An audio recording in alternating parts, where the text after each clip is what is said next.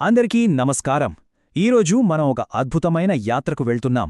ఇది పురాణం, చరిత్ర మరియు అచంచలమైన విశ్వాసం అన్నీ ఒకే చోట కలిసే ఒక పవిత్ర స్థలం. రండి, బంగ్లాదేశ్లోని యశోరేశ్వరి శక్తిపీఠం వెనుక ఉన్న కథలు మరియు రహస్యాలను తెలుసుకునే ఈ ప్రయాణంలో నాతో పాటు కలిసి తెలుసుకుందాం. దేవత అరచెయ్యి భూమిమీద ఎక్కడ పడింది? అసలీ ప్రశ్నెందుకు? ఎందుకంటే ఈ ఒక్క ప్రశ్నలోనే ఆ ఆలయ పవిత్రతకు సంబంధించిన అసలు రహస్యం దాగి ఉంది. ఈ ప్రశ్న మన ప్రయాణానికి ఒక ఆధ్యాత్మికమైన ఉత్కంఠను జోడిస్తుంది. సరే, ఈ రహస్యాన్ని ఛేదించే ముందు మనం ఆ ప్రదేశం యొక్క పేరు, దాని ప్రాముఖ్యత ఏంటో అర్థం చేసుకోవాలి. సరే, మన ప్రయాణం మొదలయ్యేది ఈ ఆలయం పేరుతోనే. ఎందుకంటే దాని పేరులోనే చాలా కథ ఉంది. దాని భౌగోళిక, ఆధ్యాత్మిక ప్రాముఖ్యత అంతా ఆ పేరులోనే దాగి ఉందన్నమాట. ఇది కేవలం ఒక కట్టడం కాదు, ఇదొకప్పుడు ఒక గొప్ప ప్రాంతానికి గుండెకాయ లాంటిది. యశోరేశ్వరి అంటే యశోర్ దేవత.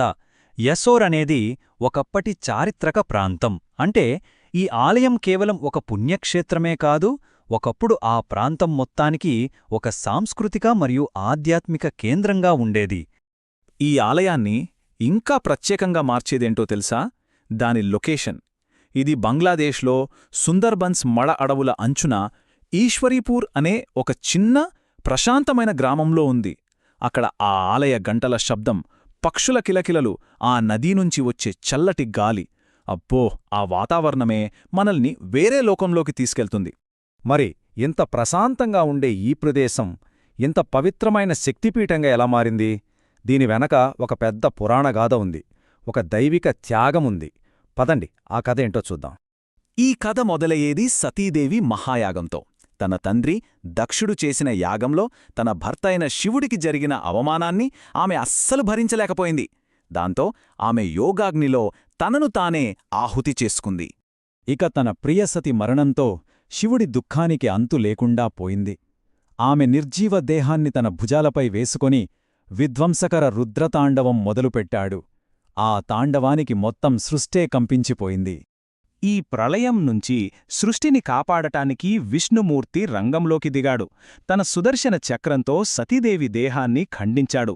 ఆ శరీర భాగాలు ఈ ఉపఖండమంతటా ఎక్కడెక్కడైతే పడ్డాయో అవే అత్యంత పవిత్రమైన పుణ్యక్షేత్రాలుగా వెలిశాయి. ఆ పవిత్ర స్థలాలనే మనం శక్తిపీఠాలు అని పిలుస్తాం. సింపుల్గా చెప్పాలంటే సతీదేవి శరీరభాగం పడిన ప్రతిచోటూ దివ్యశక్తితో నిండి ఉంటుందని, భక్తుల కోరికలు తీరుస్తుందని ఒక బలమైన నమ్మకం. మరి ఇన్ని శక్తిపీఠాల్లో యశోరేశ్వరి ఎందుకంత ప్రత్యేకం? పురాణాల ప్రకారం ఈ పవిత్ర భూమిమీద సతీదేవి అరచేతులు పడ్డాయట. అందుకే ఈ ప్రదేశం అపారమైన శక్తికి నిలయంగా మారింది. భక్తుల కోరికలు తీర్చే కల్పవల్లిగా పూజలందుకుంటోంది. ఆ పురాణ గాథకు సాక్ష్యంగా ఈ ఆలయం ఇప్పటికీ అక్కడ నిలిచి ఉంది.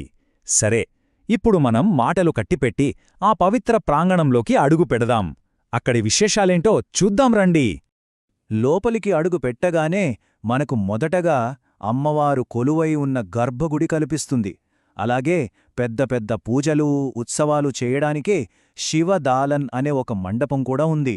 ఇక దర్శనానికి ముందు భక్తులు స్నానం చేయడానికి ఒక పవిత్ర కోనేరు కూడా ఉంది. ఈ ఆలయాన్ని చూస్తే ఒక విషయం స్పష్టంగా తెలుస్తుంది. శతాబ్దాలుగా ఎందరో రాజులు దీన్ని పునర్నిర్మించారు. అందుకే దాని నిర్మాణంలో రకరకాల శైలులు మనకు కనిపిస్తాయి. ఏ ఆలయానికైనా అసలైన జీవనాడి ఏంటి? అక్కడ జరిగే పూజలు, పండుగలే కదా. మరి యశోరేశ్వరి ఆలయంలో ఆ ఆధ్యాత్మిక వాతావరణం ఎలా ఉంటుందో చూద్దామా? ఈ ఆలయంలో రెండు రకాల భక్తిని మనం చూడొచ్చు. ఒకవైపు కాళీపూజ జరుగుతున్నప్పుడు వేలాది దీపాలు, భజనలతో ఆ ప్రాంతమంతా ఒక రకమైన వైబ్రేషన్తో నిండిపోతుంది. రాత్రంతా చాలా ఉత్సాహంగా ఉంటుంది.